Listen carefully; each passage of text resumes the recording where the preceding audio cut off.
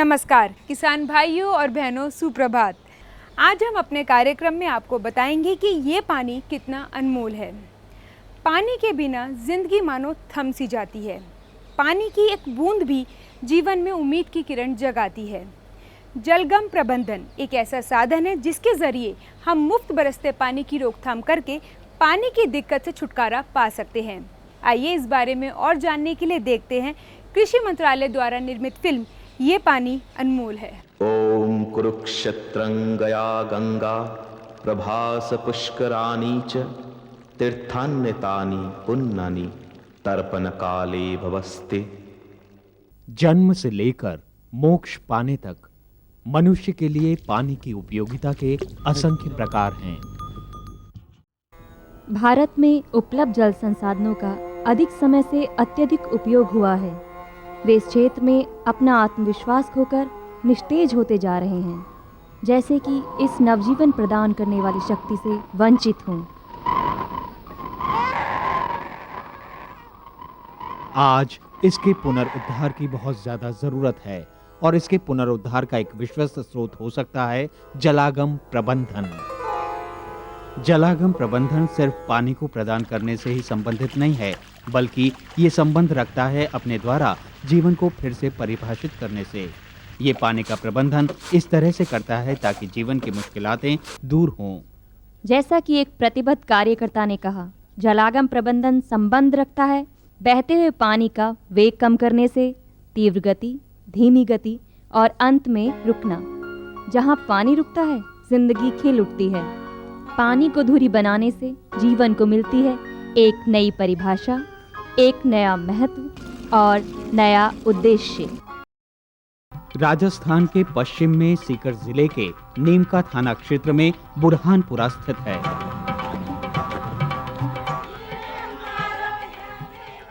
नृत्य करती सुंदरता, मुस्कुराते बच्चे और हंसी के ठहाके आने वाले हर यात्री का आज बुरहानपुरा में स्वागत करते हैं। क्या ये वही बुरहानपुरा है? चलिए कुछ साल पीछे चलकर तो देखें। झुलसा हुआ आकाश, फटी हुई धरती, बढ़ती प्यास और पानी के लिए भटकती हुई स्त्रियां, यही नजारा देखने को मिलता था जब भी सूखे के बाद इस गांव में कोई आता था। विनाश और मृत्यु हर कोने में दिखाई पड़ते थे। जिंदगी मानो टूटकर थम सी गई थी। हताशा के कारण ज्यादातर लोगों ने अपने गांव छोड़ दिए और दूसरे क्षेत्रों की ओर पलायन करने लगे। पर मुसीबतों से आंखें मूंदकर मुंह मोड़ लेना कोई दीर्घकालीन उपाय नहीं हो सकता। और उपाय मिला जब कुछ जलागम अधिकारियों ने समझाया कि किस तरह से पानी उनके जीवन में क्रांति ला सकता है। कुछ ने विश्वास किया, कुछ ने नहीं, पर साथ मिलकर काम करने के लिए उन्हें राजी कर लिया गया। तो आप लोग बता सकते हो कि पानी जो अपने यहाँ पे बरसता है, बरसात का पानी है, उसको अपन कैसे रोक सकते हैं? सबसे पहले गांव के आधारभूत मापदंडों का ब्यौरा तैयार किया गया, जिसमें जल संग्रहण के लिए ढांचों की संख्या और जमीन की प्रवणता शामिल था। जल्द ही योजना पूरी हुई और अब समय था काम करने का। एक साथ मिलकर काम करने की भावना रंग लाई। उपयोग में ना लिए गए कुएं, तालाब और टंकियां साफ की गईं और उन्हें गहरा किया गया और उनकी मरम्मत कराई गई।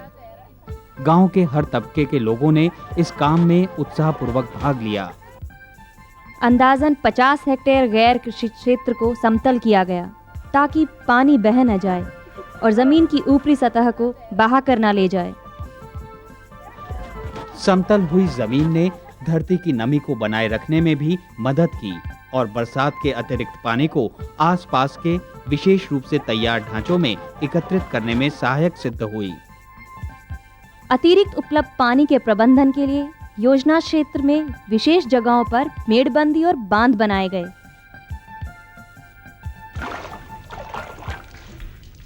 जैसे जैसे योजना का काम आगे बढ़ा, विकास और खुशियां भी बुरहानपुरा के लोगों में बढ़ने लगी। कृषि उत्पादकता ने अब नए आयाम छू लिए थे। खेत जो साल में एक फसल उगाने में अक्षम थे, अब सालाना 3 तरह की फसलें उगा रहे थे। जलागम कार्यक्रम के तहत बागवानी का काम किया गया, आय देने वाले पौधों को उगाने के लिए।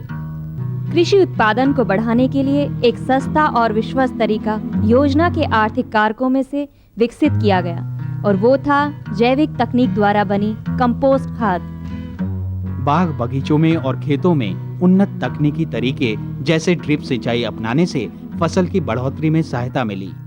सिंचाई पर भार कम करने से और भूजलीय स्तर को बढ़ाने से कुओं में पानी का स्तर 10 से 15 फुट बढ़ गया।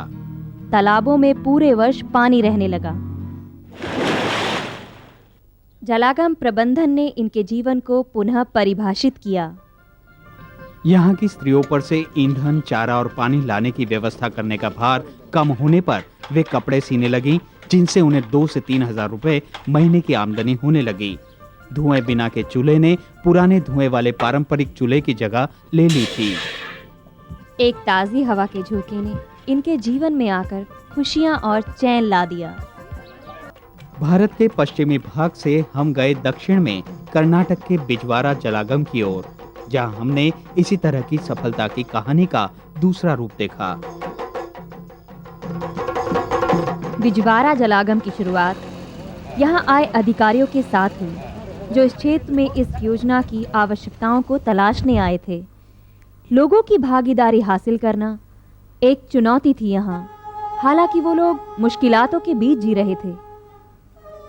इस क्षेत्र में बारिश सालाना सिर्फ 545 मिलीमीटर होती है और ये पानी तुरंत ही बह जाता है और रह जाती है उथली लाल मृदा बहुत ही कम उपज शक्ति के साथ।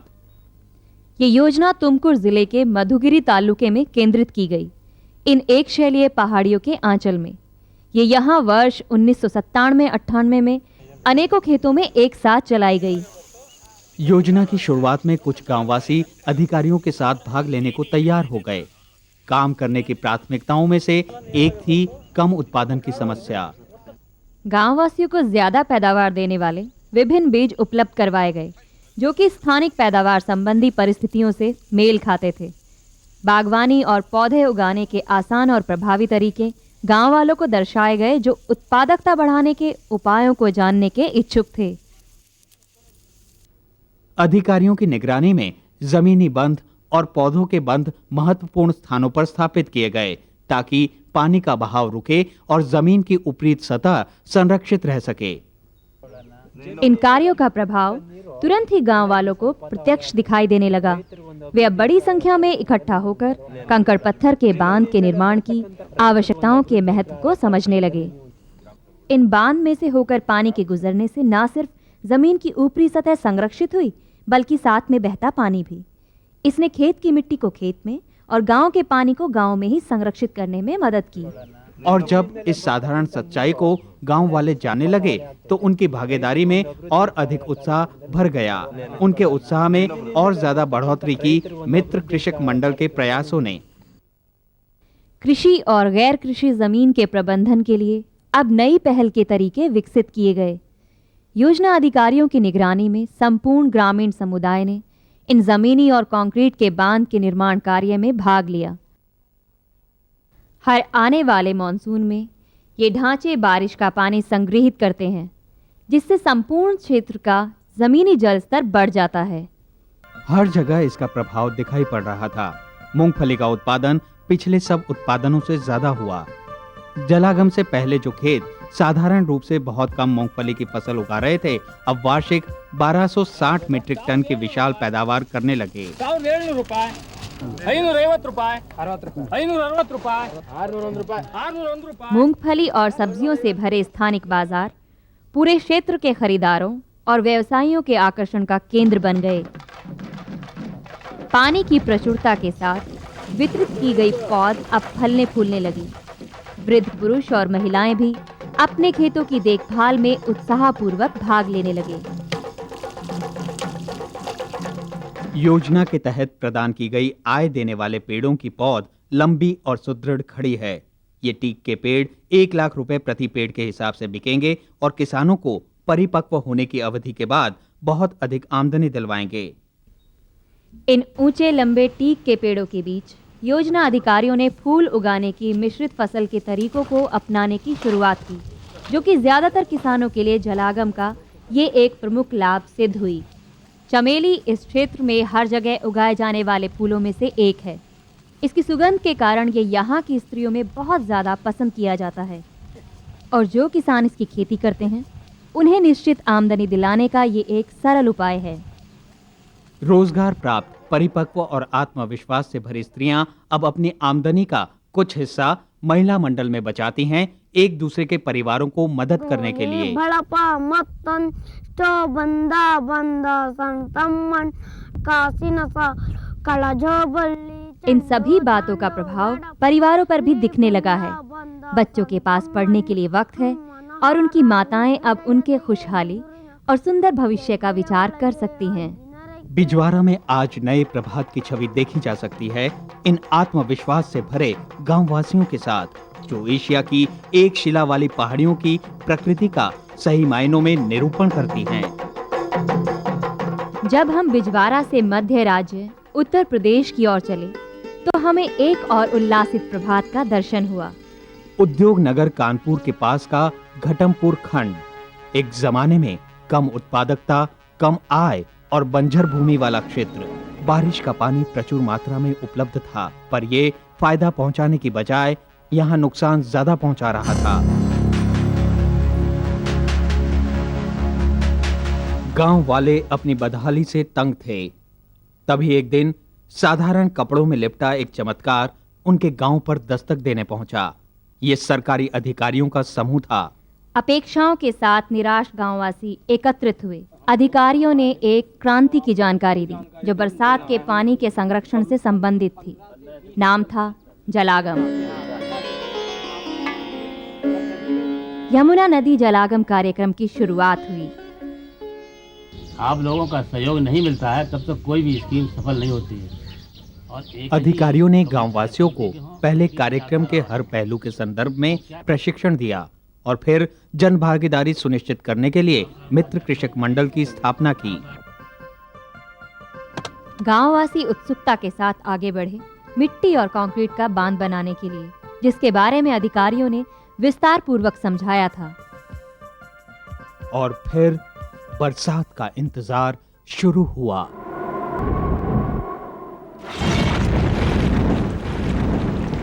जैसे ही बरसात की पहली फुहारों ने दस्तक दी, घटमपुर के गांववासियों में खुशी का संचार हुआ।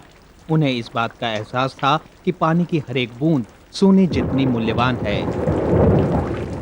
और जब बरसात रुकी, जलागम का चमत्कार संपूर्ण रूप से उजागर हुआ। बांधों में अब पानी ही पानी नजर आ रहा था। यमुना नदी में बह जाने की बजाय बरसात का पानी अब गांव में ही रहने लगा। इससे न केवल जमीन की ऊपरी सतह ही संरक्षित हुई, बल्कि जमीन में नमी, आर्द्रता और उर्वरा संरक्षित हुई। सूखे हुए कुएं एक बार फिर खिलखिला उठे, कुएं की चरखी और महिलाओं के कहकहों के साथ। नदी में बह जाने की बजाय पानी जड़ों में जाकर हरियाली फैलाने लगा और जीवन को उसकी सुंदरता और शक्ति का रंग चढ़ाकर फलने फूलने के साथ संवारने लगा। संरक्षित रखने के संशोधित तरीकों की अब जरूरत थी, क्योंकि अब फसलें साल भर लहलहाने लगी थी। पानी के अलावा योजना बहुत से आय देने वाले उपायों के अवसरों को भी लेकर आई। जलागम के दूसरे प्रभाव घरों के भीतर भी दिखाई देने लगे। हिमाचल प्रदेश के जस्सू की खाट 2 क्षेत्र की कुछ महिलाओं के चेहरों पर भी देखा।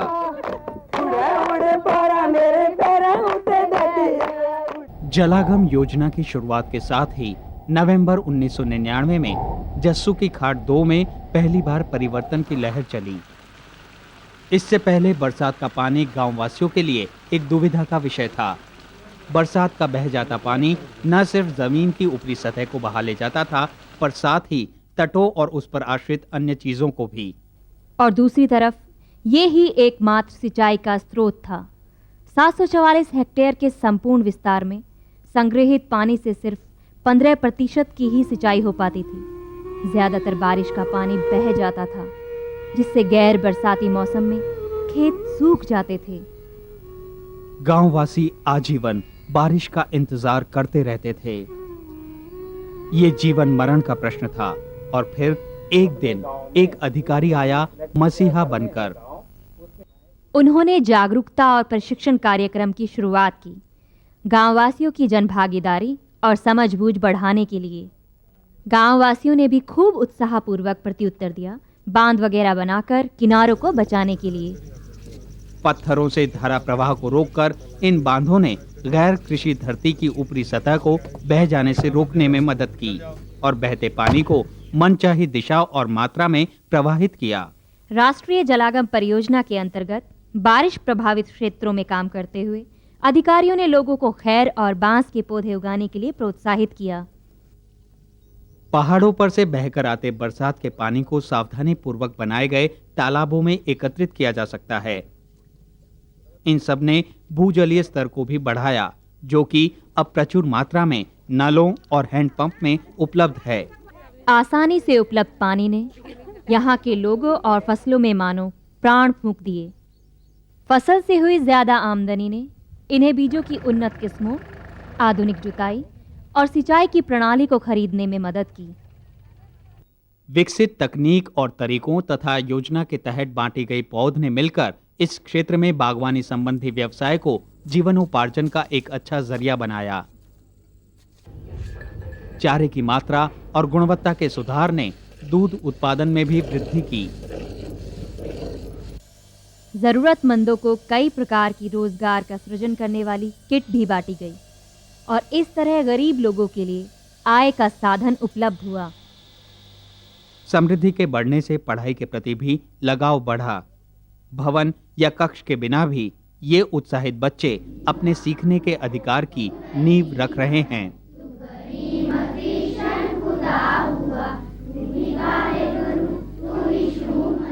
भगवान की करुणा इस समुदाय पर बरसी है।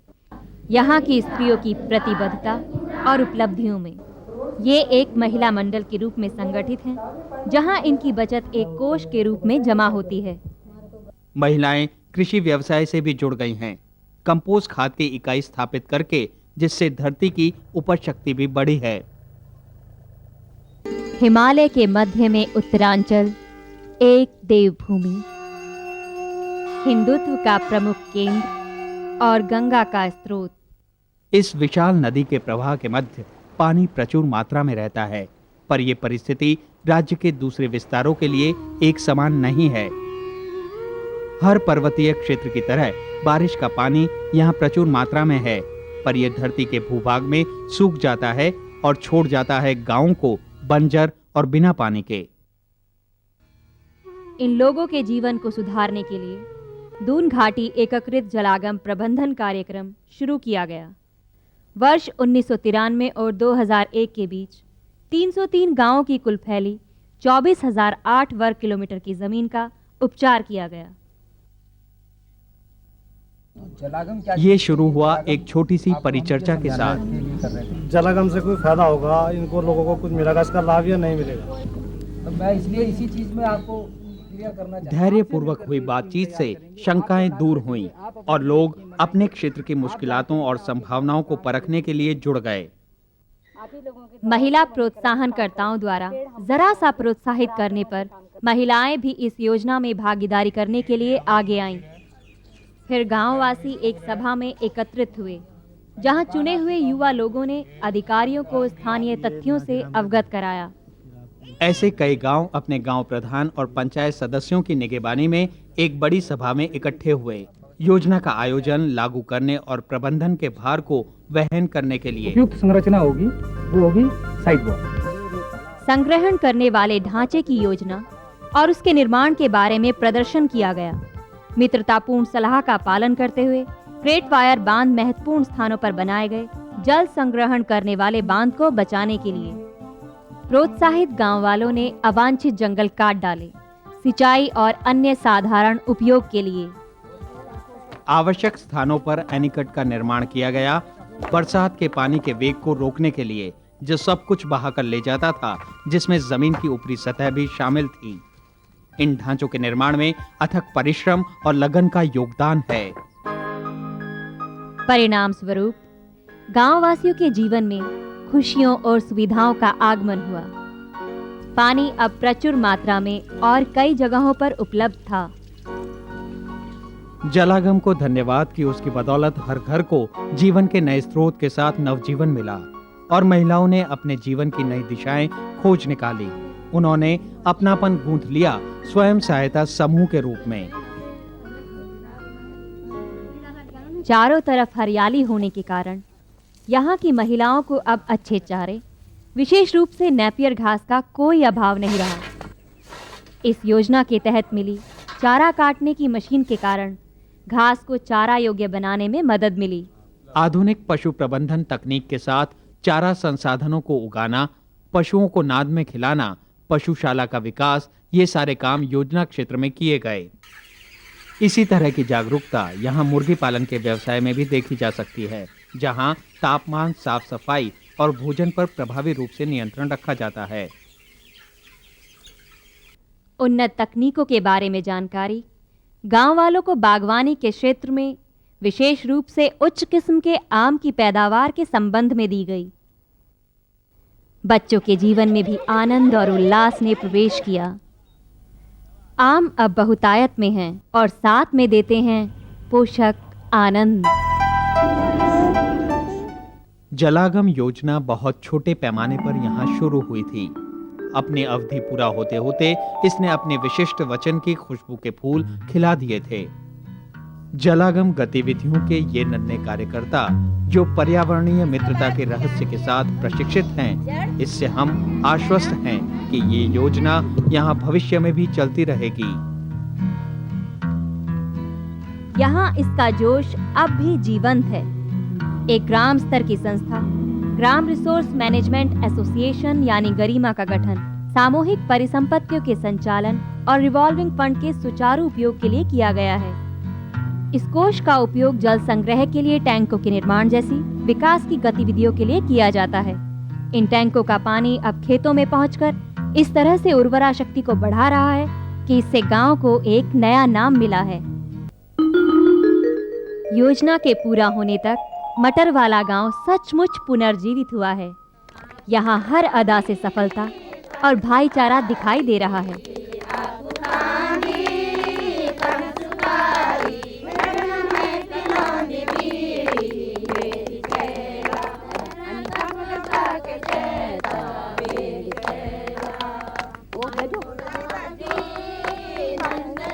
उत्साह से भरे नर्तकों के इन पांवों में उस विश्वास की झलक साफ दिखाई पड़ती है जो इस जलागम क्षेत्र के गांव वासियों की चाल में निहित है। ये विश्वस्त चाल मानो कह रही हो कि वो मुड़कर फिर कभी नहीं देखेंगे। एक क्रांति जिसकी शुरुआत सरकार ने की थी, पर उसे संपूर्णता दी है भारत के ग्रामीण लोगों ने।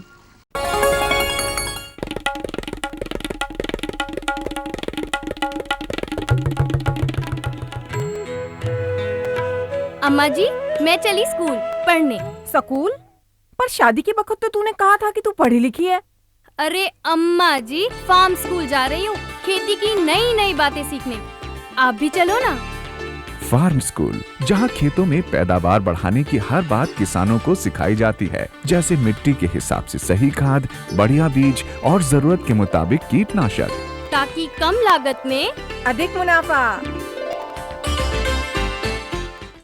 खुशबू की फुहार में, स्वाद की बहार में, तरक्की की तानों में, खिलती मुस्कानों में, हरे भरे पौधों में, बड़े बड़े सौदों में, मधुर भिनभिनाहट में, खुशियों की आहट में। NHM बागवानी मिशन, हमारी चाहत, आपकी मुस्कुराहट। ये लो और बताओ। बस। अरे ये क्या भैया जी, बस इतनी सी रासायनिक खाद? किसानी छोड़ रहे हो क्या? किसानी नहीं, नादानी छोड़ रहे हैं। मिट्टी की जांच कराई है।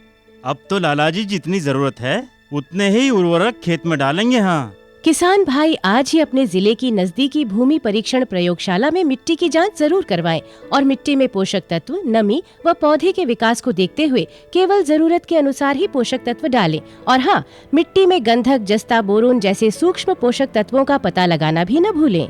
उर्वरक और जैविक खाद के सही उपयोग से भूमि का उपजाऊपन बनाए रखें, उत्पादकता बढ़ाएं, खर्चा घटाएं और बहुमूल्य विदेशी मुद्रा बचाने में भी सहयोग दें। और हाँ, धीमी गति से नाइट्रोजन उपलब्ध कराने वाले उर्वरकों जैसे नीम लेपित यूरिया को प्राथमिकता दें और यूरिया का पत्तों पर छिड़काव करें। अरे वाह, तू तो सचमुच समझदार हो गया रे। अधिक जानकारी के लिए संपर्क करें जिला कृषि अधिकारी या किसान कॉल सेंटर।